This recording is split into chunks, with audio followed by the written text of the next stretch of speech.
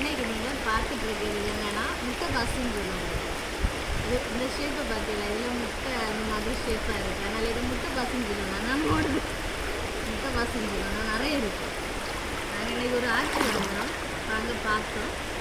ஓகேலா, முட்டை பாசி நம்ம இதில் வந்து இதாக இருக்குல்ல, இந்த சின்னதாக இருக்கும். இதை நம்ம எடுத்து போட்டாலே நிறைய பாசி வரும்.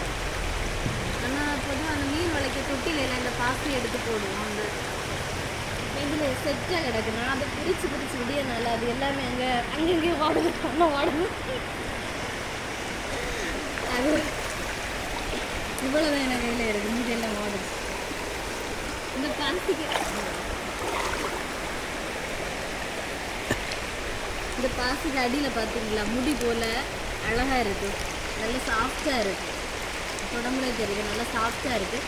இதுக்கு கலரை பாருங்கள், இந்த பாசி அடியில் இருக்குது. அந்த கலர் வந்து வயலட் கலரில் இருக்குது, ரொம்ப அழகாக இருக்குது. அதுக்கு வேறு பார்த்தீங்கன்னா கொஞ்சம் டிஃப்ரெண்ட்டாக நல்லா இருக்குல்ல. இந்த இது சின்னதில் நம்ம இது இப்படி ஒன்றை எடுத்து இப்படி இதுக்குன்னு ஒரு சவுண்டு வரா, அதனால இதை நாங்கள் விரும்பி முன்னாடி இந்த வயலங்கரையிலலாம் நிறைய கிடக்கும், அப்படியெல்லாம் எடுத்து விளையாடி இருக்குது. அழகாக இருக்குல்ல. இது மொத்தம் நம்ம சேர்ந்து வச்சு எடுத்தோம்னா எவ்வளோ அழகாக இருக்கும். ஓகேலா, முட்டை பாசி ஆற்றில் கடந்து எனக்கு அப்படி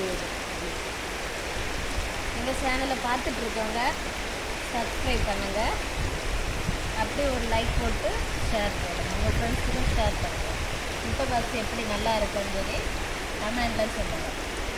நிறையா வந்து நாங்கள் பிஞ்சு போயாச்சு.